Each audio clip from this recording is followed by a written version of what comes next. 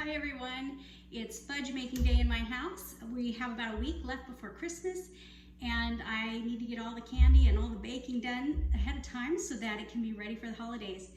The good thing about making fudge ahead of time is that it does freeze really well, so I can go ahead and put it together now and then just take it out probably the day of and have it ready to serve then. So I'm going to show you how to do this. I have been making this recipe for about 15 years and it's really simple to make. So the first part of this ingredients is we're going to put 4 cups of granulated sugar in our pot, and we have 2 heaping tablespoons of cocoa powder. You want to make sure you whisk this together before you add the other ingredients, otherwise it could come out lumpy. So I'm just going to do a quick whisk. And then I'm going to add 1 can of evaporated milk.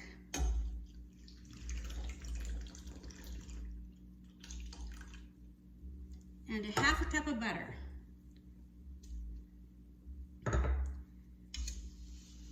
Now what I'm going to do is continue to cook this up. We're going to let it come to a simmer on about a medium-low heat. And we're going to heat it up until the candy thermometer says that it's 230 degrees.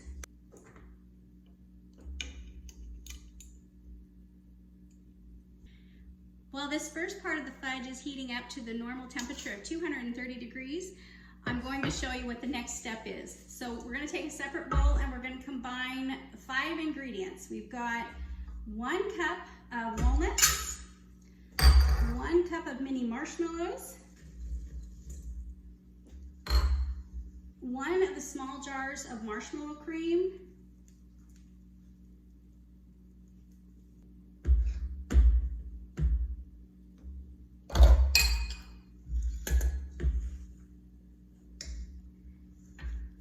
then 3 cups of chocolate chips, and 1 teaspoon of vanilla. The reason we want to mix all this up ahead of time is because once this is to the right temperature, we're going to be just dumping the whole thing in and stirring it up after it is already to that point. I just wanted to say something about these. I just bought these and these are really good. They are, I'm not getting paid by the way, these chocolate chips are from Indiana and they only have 3 ingredients, which I found was pretty amazing since a lot of our foods are just inundated with so many different things. This one is just, what was it? It was unsweetened chocolate, cane sugar, and cocoa butter. That's it. I did purchase these from Amazon, but there's other places you can get them. I did see them in other stores. I'm just not sure of the pricing in the other stores. I think I paid a little over $5 for this one on Amazon. Anyways, so now we're just going to let this heat to the 230, and then we'll combine this, this bowl of ingredients to it. So we have reached the right temperature of 230 degrees and I removed the fudge from heat. I'm going to take out the candy thermometer and I'm going to combine these ingredients into the pot.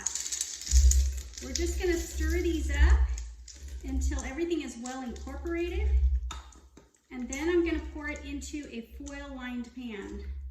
Now the reason I like the foil-lined pan rather than buttering it like many recipes call is because once this is cool, I can just go ahead and take the foil and lift it right out of the pan and then slice it into the pieces that I want.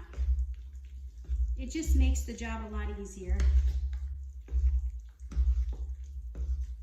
Okay, so we just keep stirring until the marshmallows and the chocolate chips are melted, and it goes pretty fast.